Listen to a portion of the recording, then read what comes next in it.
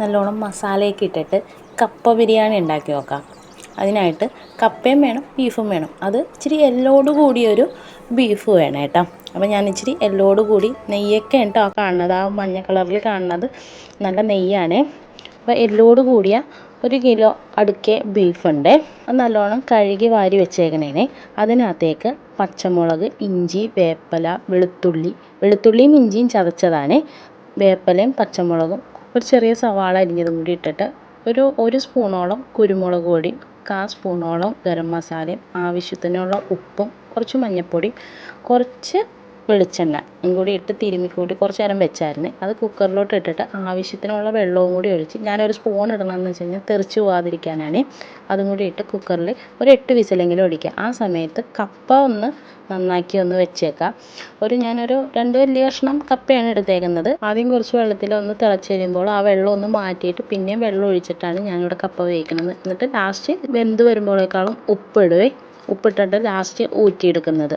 ഒരു ചീനച്ചട്ടിയിൽ കുറച്ച് വെളിച്ചെണ്ണ ഒഴിച്ചിട്ട് ഇഞ്ചി ചതച്ചതും വെളുത്തുള്ളി ചതച്ചതും ഇട്ടിട്ട് വേപ്പിലയും 2 സവാള അരിഞ്ഞതും കൂടി ഇട്ട് വഴറ്റിയെടുക്കുന്നുണ്ട്. പച്ചമുളകും കൂടി ചേർത്ത് കൊടുക്കുന്നുണ്ട്.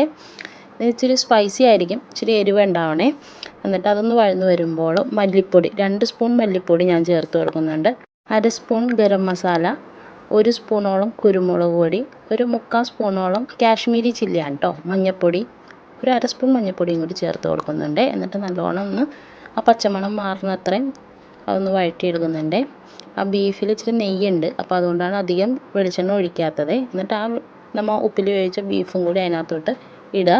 എന്നിട്ട് തിളക്കട്ടെ. നല്ല സൂപ്പറായിട്ട് വെന്തിട്ടുണ്ട് കേട്ടോ കപ്പ. അപ്പോൾ ആ കപ്പയും കൂടി നമുക്കിതൊന്ന് തിളച്ച് വരുമ്പോഴേക്കാളും ഇതിനകത്തോട്ട് ചേർത്ത് കൊടുക്കാം. ഗ്യാസ് ഓഫ് ചെയ്തിട്ട് ചേർത്താലും കുഴപ്പമില്ല. ഗ്യാസ് ഓഫ് ചെയ്തിട്ട് ചെയ്യണമെങ്കിൽ നമുക്കൊന്നുകൂടി നല്ലോണം മിക്സ് ചെയ്തിട്ട് ചെയ്യാൻ പറ്റും. എന്നിട്ട് ഗ്യാസ് ഓണാക്കി കൊടുത്താൽ മതി. നല്ലോണം മിക്സ് ചെയ്ത് ഉടച്ചെടുക്കണം കേട്ടോ കപ്പ നല്ലോണം ഉടയണ കപ്പയായിരുന്നു. അതുകൊണ്ട് തന്നെ നല്ലോണം ഉടഞ്ഞ് കിട്ടിയായിരുന്നു. ഞാൻ വെക്കുന്നത് ഇങ്ങനത്തെ രീതിക്കാണ്. ഇത് നമുക്ക് കഴിക്കുന്ന സമയത്ത് അതിൻ്റെ മുകളിൽ കുറച്ച് സവാള അരിഞ്ഞതും കൂടി ഇട്ട് കൊടുക്കുകയും ഒപ്പം ഞാൻ ഇതിൻ്റെ ഒപ്പം കട്ടൻ ചായ എടുക്കും. പിന്നെ ഞാൻ രാത്രിയിലത്തേക്ക് വേണ്ടിയൊക്കെ ഇത് ചില സമയത്ത് ഇവിടെ ഉണ്ടാക്കും. ഈ കപ്പ ബിരിയാണിക്ക് എപ്പോഴും ബീഫ് എടുക്കുമ്പോൾ കുറച്ച് എല്ല് വേണം കേട്ടോ.